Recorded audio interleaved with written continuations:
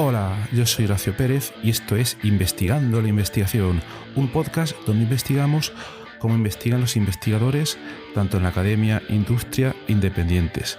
Todo ello mediante entrevistas y debates abiertos, técnicas y estrategias para mejorar todas las partes del proceso investigador y, no menos importante, opiniones abiertas que espero llamen tu curiosidad y te hagan también reflexionar.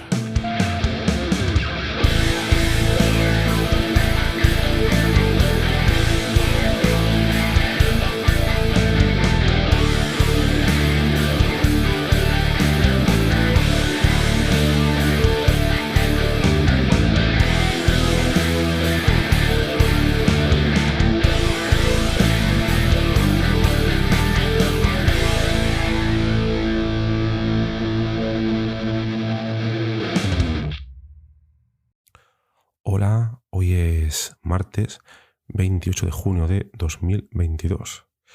Y bueno, lo primero, pedir disculpas por esta voz, pero estoy un poco acatarrado, temas de Murcia, de aire acondicionado a 20 grados bajo cero y luego salir a la calle 50 o 60 grados. Bueno, estoy exagerando un poco, pero creo que se ve la idea. Y estos cambios son brutales para la garganta, pero bueno, no pasa nada.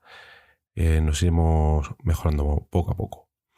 Muy bien, entonces, primero, en cuanto a las efemérides investigadoras y tecnológicas, científicas del día, tal día como hoy, un 28 de junio, teníamos el señor Paul Pierre Broca, que nació un 28 de junio de 1824 en Burdeos.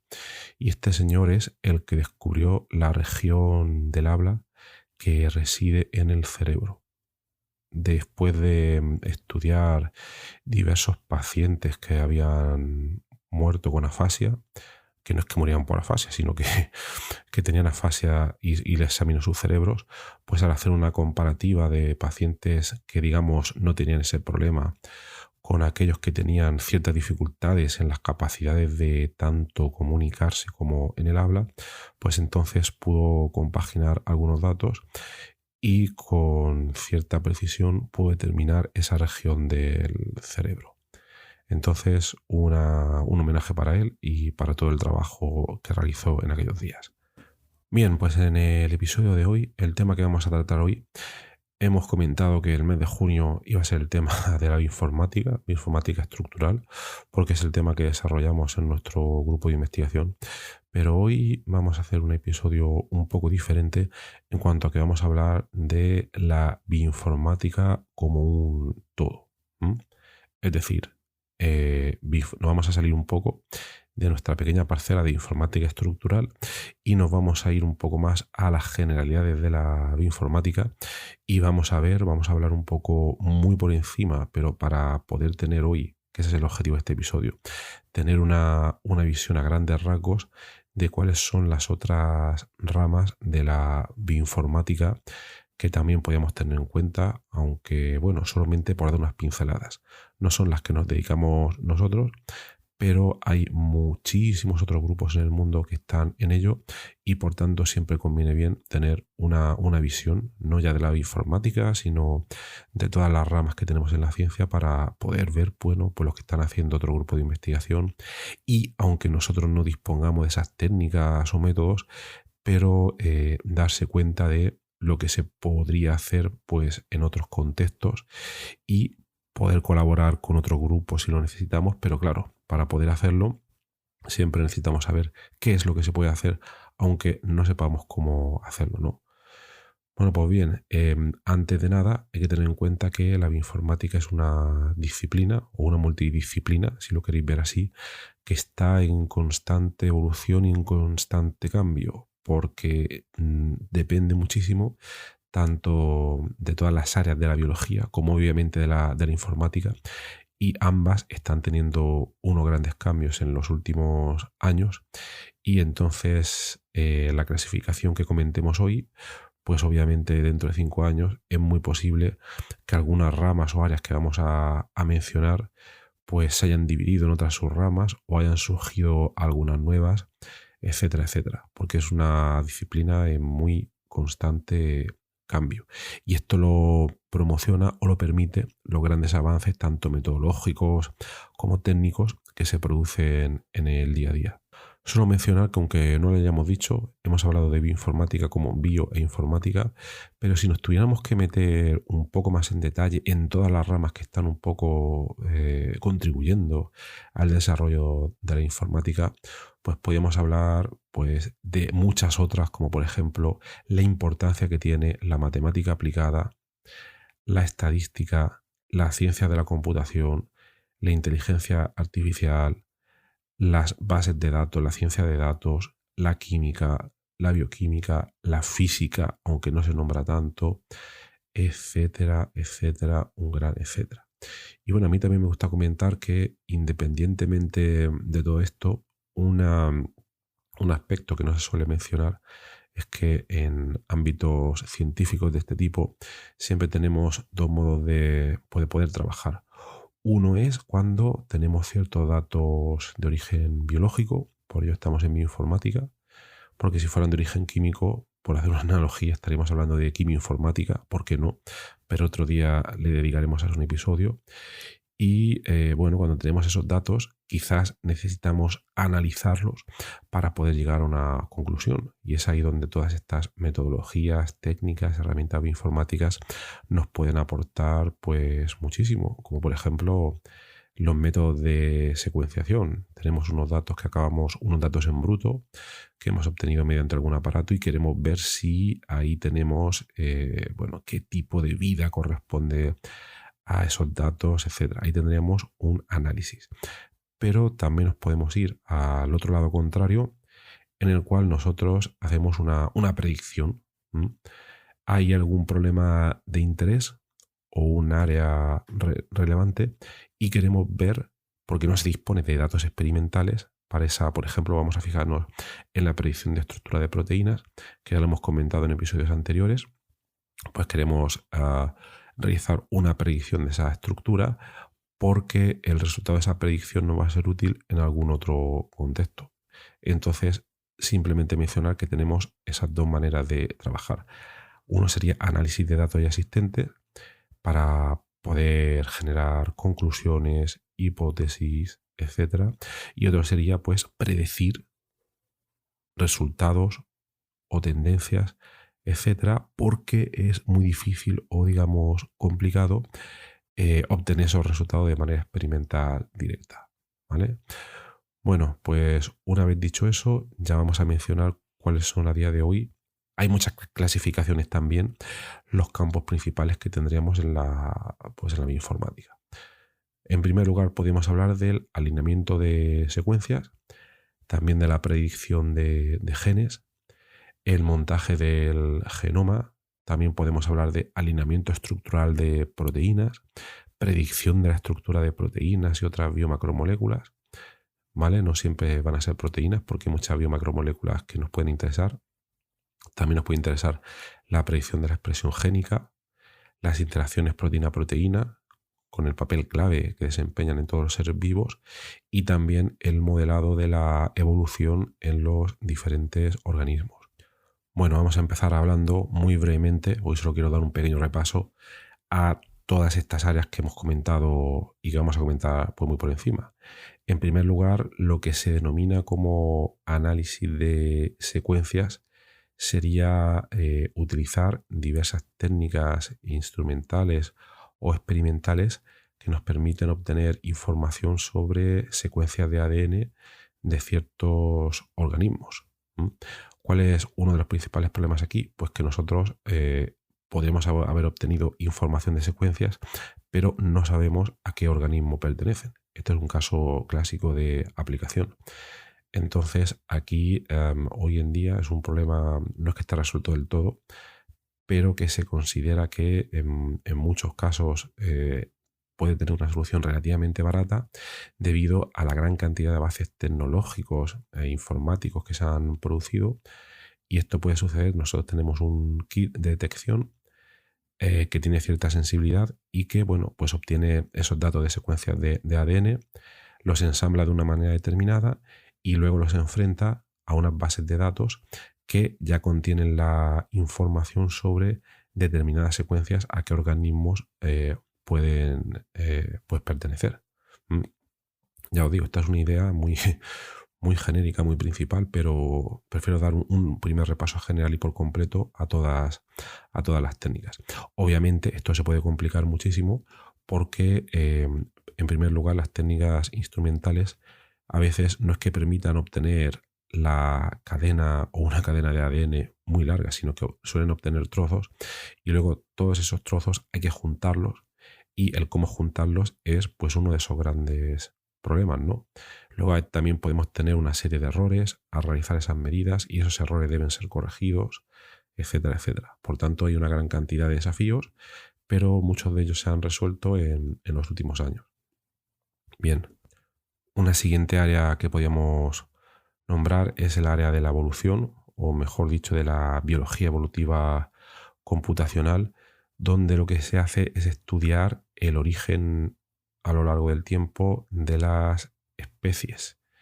Y ahí se estudia cómo han habido cambios al diferir esas especies a lo largo de las épocas y cómo se pueden comparar y dar información que sea útil para poder, por ejemplo, caracterizar migraciones de poblaciones, como se ha hecho en muchos casos para estudiar, bueno, pues el movimiento de poblaciones humanas a lo largo de las épocas y por los diferentes continentes. Seguro que habéis oído hablar de esto. Otro tipo de técnicas lo que permiten es estudiar el tema de la expresión génica.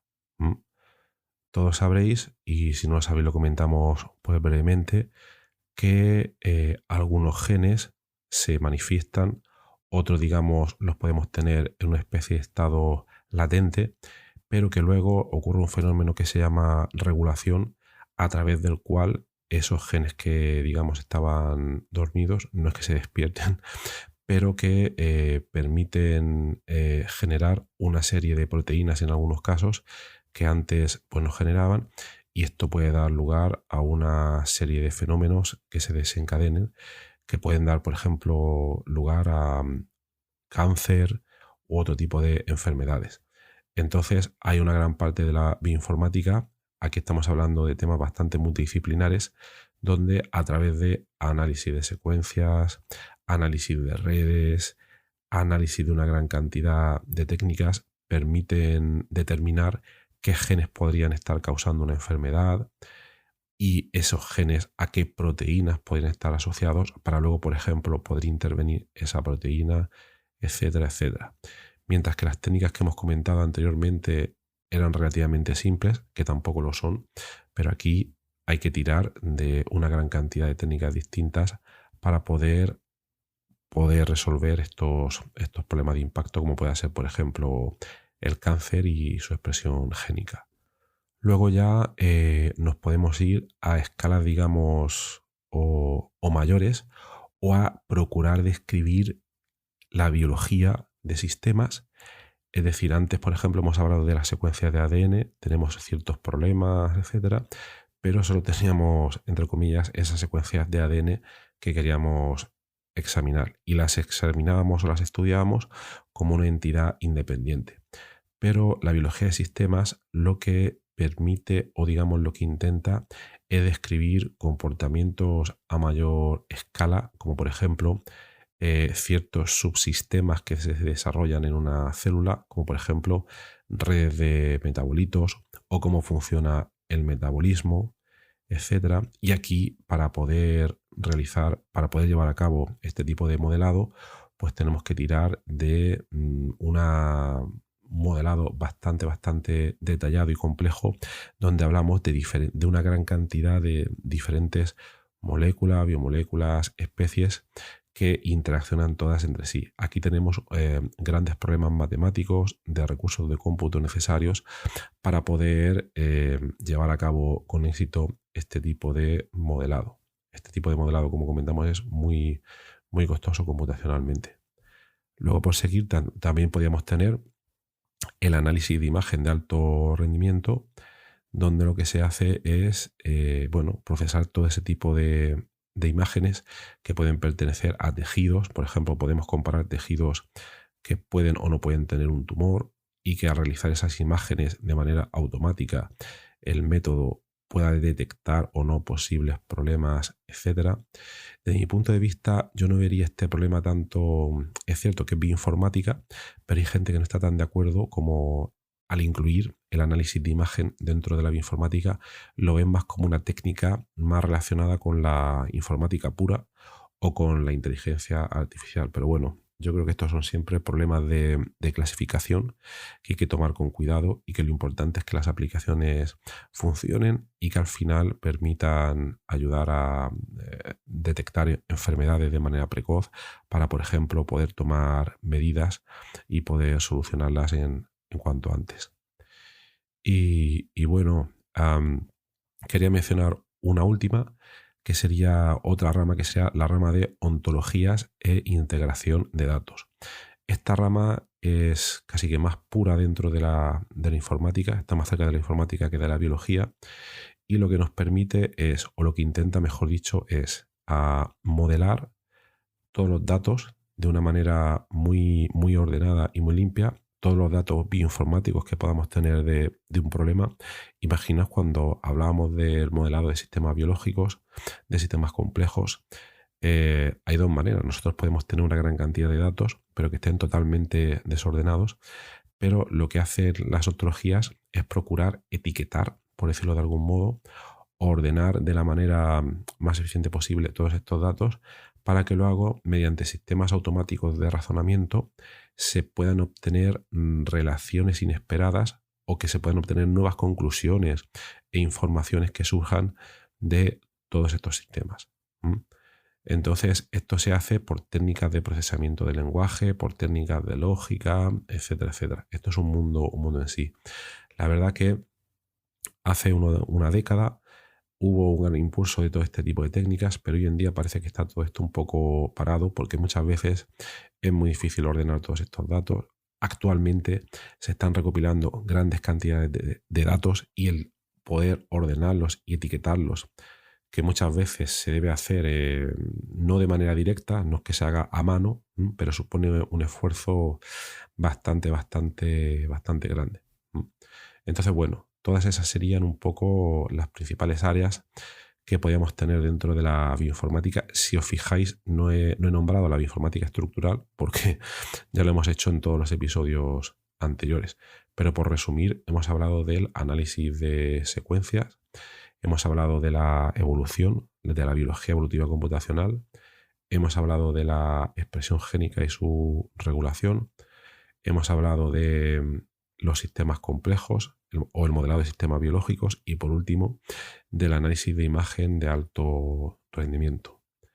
Entonces, bueno, no quiero hacer este episodio más extenso, pero lo dejaría ahí. Os animaría a que, si no conocéis estas técnicas y alguna de ellas os ha llamado la atención, pues a explorarla, porque a día de hoy, gracias a la bioinformática y a un espíritu muy open source que hay a veces, y que quiere decir que tenemos gran cantidad de software disponible de manera libre para todas las técnicas que hemos comentado hoy aquí, todas esas áreas, todas esas metodologías, y que permiten realizar exploraciones relativamente fáciles e incluso divulgativas del poder que nos pueden proporcionar esas técnicas, ¿no? Entonces, tanto a nivel de software que podemos descargar para poder testearlas, o incluso más fácil todavía, a través de servidores web, donde, por resumir muchísimo, nos vamos a una página web y algunos tienen incluso algunas demos donde podemos ver las principales características que tienen todos estos tipos de software y podemos ver cómo se realiza un análisis de secuencia o un análisis de una ruta metabólica, etcétera, etcétera. Y esto es a veces tan fácil como irte a un buscador de artículos, y si os interesa, por ejemplo, un día ver jugar con el modelado de una ruta metabólica, yo lo último que haría es irme a Google y buscar ahí cosas. Puede estar bien, pero te va a meter mucho spam, muchos anuncios, mucha propaganda. Miré un buscador de artículos científicos, ya me he nombrado en episodios anteriores del podcast, Google Scholar, PubMed, Scopus, Easy Web of Science, Lens, hay muchísimos. Y, por ejemplo, si me interesa buscar herramienta web para el análisis de redes metabolómicas, pues pondría Web Server Metabolomic Network Analysis. y cosas de este tipo. Y seguro que encontráis muchísimas cosas. Hay prácticamente servidores web para casi cualquier tipo de problema o área bioinformática. Bueno, pues nada más, lo voy a dejar aquí.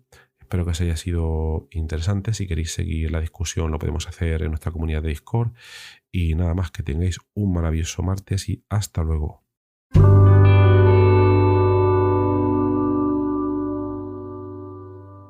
Muchísimas gracias por haber escuchado hoy este episodio del podcast Investigando la Investigación, y también sobre todo gracias por haber llegado hasta aquí, porque esto es ya el final del episodio del podcast. Si ya conoces el podcast y me conoces a mí, pues esta parte ya te la puedes saltar, pero si acabas de llegar al podcast y quieres saber un poco más sobre él, te recomiendo que te quedes solo un momento. En primer lugar, te voy a comentar quién soy y a qué me dedico. Mi nombre es Horacio Emilio Pérez Sánchez, a veces lo abrevio como Horacio Pérez, y soy de formación químico computacional. Actualmente estoy contratado en la Universidad Católica de Murcia, UCAM, donde me dedico a tareas de investigación. Soy actualmente el investigador principal del grupo de investigación en bioinformática estructural y computación de altas prestaciones, donde nos dedicamos a desarrollar métodos avanzados de descubrimiento de fármacos, a implementarlos en supercomputadores debido a la gran cantidad de cálculos que estos tienen que realizar, y además proporcionamos acceso a dichos métodos a través de servidores web o a través de otro tipo de herramientas bioinformáticas. Al mismo tiempo, aplicamos dichos métodos a problemas relevantes dentro del descubrimiento de nuevos fármacos, y los compuestos que descubrimos los patentamos y los licenciamos a diversas empresas. También soy docente en diversos grados en la UCAM, como puede ser el grado en farmacia, el grado en ingeniería informática y el grado en medicina. También trabajo por cuenta propia como autónomo, y ahí tengo 3 líneas principales de actuación. Una de ellas consiste en la asistencia o mentoría en temas de investigación académica e industrial, donde te ayudo a responder a las siguientes preguntas. 1. ¿Cómo conseguir que tus artículos científicos sean aceptados en revistas de alto impacto? 2. ¿Cómo conseguir que tus proyectos de investigación obtengan financiación en convocatorias competitivas nacionales e internacionales? 3. ¿Cómo gestionar eficientemente tus proyectos de investigación actuales para conseguir los objetivos propuestos? Y 4. ¿Cómo incrementar tu productividad como investigador y disminuir tu estrés? También ofrezco servicios de asistencia en bioinformática estructural respondiendo a las siguientes preguntas. 1. ¿Cómo descubrir compuestos bioactivos en diversos contextos, tanto farmacológicos, nutracéuticos o agrícolas, etc.? 2. ¿Cómo proponer y validar modelos moleculares para sistemas biológicos? 3. ¿Cómo acelerar drásticamente la ejecución de cálculos complejos y costosos? Y 4. ¿Cómo permitir que usuarios con conocimientos informáticos mínimos puedan acceder y sacar rendimiento fácilmente a herramientas científicas complejas? Y por último, también me dedico al desarrollo de diversas herramientas de software para temas de productividad, los cuales iré informando durante los diversos episodios de este podcast. En cuanto al podcast, como os podéis hacer quizás una idea si habéis llegado hasta aquí y habéis escuchado alguno de los episodios, mi intención e interés es divulgar la investigación que se hace en muy diferentes contextos, tanto a nivel académico como a nivel industrial, porque el tema de divulgación académica e industrial pienso que no se le da la suficiente importancia, y también el trabajo que realizan investigadores autónomos y diversos colectivos. Además, doy especial hincapié en el tema de la bioinformática estructural a la hora de divulgar también la investigación que realizamos en nuestro grupo. Por otra parte, también tratamos temas de productividad y todo tipo de herramientas que nos puedan ayudar a mejorar todos los procesos necesarios para poder realizar una investigación en condiciones y con un rendimiento adecuado. Si escucháis el primer episodio del podcast, que es en realidad el tráiler, ahí tenéis algunos detalles más, pero bueno, esa sería la idea principal. Por último, también quisiera mencionar que tenemos una comunidad de Discord organizada en torno al podcast. En la mayoría de las notas del programa de los episodios tienen los detalles para acceder a esta comunidad, y es muy interesante porque ahora mismo tenemos unos 100 y pico de usuarios, de oyentes que se conectan a la comunidad de Discord, y de ahí surgen diferentes conversaciones. Y por ejemplo, algunos episodios, como digo de memoria, el de ciencia de datos, el de la investigación en ciencia de datos, es uno de los que surgió ahí, pero también ha servido para que oyentes hayan realizado dentro de esta comunidad de Discord nuevos contactos a la hora de exponer intereses similares en temas tanto de investigación como de productividad y de diversos países de habla hispana. También me gustaría decirte que si te ha gustado el podcast, te agradecería muchísimo si lo pudieras sugerir a amigos, contactos que pienses les pueda llegar a interesar, o compartir a través de múltiples plataformas, ya sean las redes sociales, mensajería, WhatsApp, Telegram, Discord, etcétera, emails o cualquier otro medio. Asimismo, también ayuda mucho si en las diferentes plataformas donde se puede escuchar el podcast, como Spotify, Apple Podcasts, iVoox, etcétera, nos puede dar ahí 4 estrellas, 5 estrellas, etcétera, lo que tú veas necesario. Pues todo esto al final ayuda a que el podcast llegue a más gente. Y por último, si quieres ayudar a esta idea, si quieres ayudar al podcast económicamente, te agradecería te suscribieras a la versión premium del podcast. Tienes los detalles en los enlaces de las notas del programa, o puedes ir directamente a Anchor FM/Horacio-PS y ahí tienes todos los detalles. Y bueno, aquí se termina esta outro del podcast, un poco larga, pero me parecía necesaria para todos aquellos que lleguéis por primera vez. Y nada, de verdad, muchísimas gracias por escucharme y espero que os interesen los temas y que todo este contenido pueda ser beneficioso para todos los que lo escucháis. Muchas gracias y hasta otro episodio.